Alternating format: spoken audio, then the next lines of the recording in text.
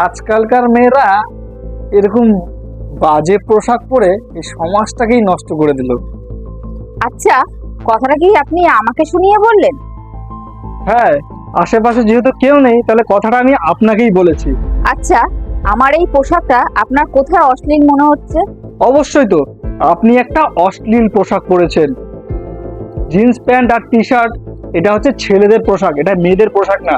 আপনি একবার ভেবে দেখেছেন আপনার এই পোশাক পরাটা নিয়ে এই সমাজে কি প্রভাব পড়তে পারে?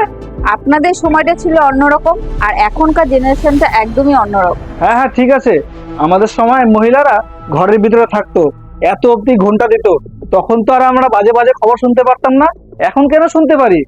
আগের দিনের মেয়েরা ঘর থেকে বেরোতে পারতো না, কিন্তু আজকের দিনের মেয়েরা চাঁদে পর্যন্ত পৌঁছে গেছে। ওই যে, আপনারা বেশি স্মার্ট হয়ে গেছেন। একটু আগে বললেন না এখন মেয়েরা চাঁদ অব্দি চলে গেছে, ওর জন্যই আজকে আপনাদের সাথে এই সমস্ত নোংরামি হচ্ছে। আচ্ছা, মানলাম আমি আপনার কথা। আচ্ছা, আপনি বলুন তো কোথায় লেখা আছে মেয়েরা জিন্স আর টি শার্ট পরতে পারবে না? আমার অসুবিধা আপনার এই পোশাকটাকে নিয়ে। এই পোশাকটা দেখে কিছু মানুষ যদি উত্তেজিত হয়ে আপনার সাথে বাজে কাজ করে বসে, তারপর দুদিন পরে এসে আপনি আমাদের সমাজকে গালাগালি করবেন, বলবেন আপনাদের সমাজের মানুষরা খারাপ। ও আচ্ছা, তাহলে আপনার সমস্যা আমার এই পোশাকটা নিয়ে।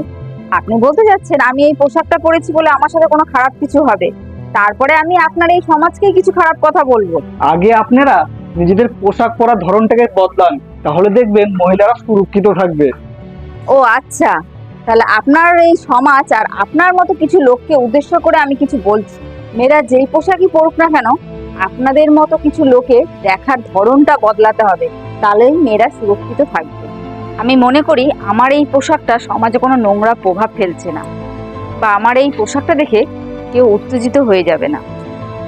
আগে তো আপনি আপনার দেখার ধরনটা বদলান, আর মনের ভিতরে নোংরাটাকে বের করে ফেলে দিন, তাহলে দেখবেন সমাজটা পরিষ্কার হয়ে গেছে আর মেয়েরাও সুরক্ষিত থাকবে। আমি কি কথাটা ভুল বললাম? কথাটা কিন্তু সত্যি, তাই না? সমাজের কিছু নোংরামি পরিষ্কার করতে হলে আগে মানুষের মন পরিষ্কার করতে হবে, তাহলে দেখবে সব কিছু ঠিক হয়ে গেছে। আশা করি বন্ধুরা ভিডিওর মাধ্যমে আপনাদের বোঝাতে পেরেছি। ভিডিওটা ভালো লাগলে অবশ্যই লাইক করে ভিডিওটা শেয়ার করে দিয়েন।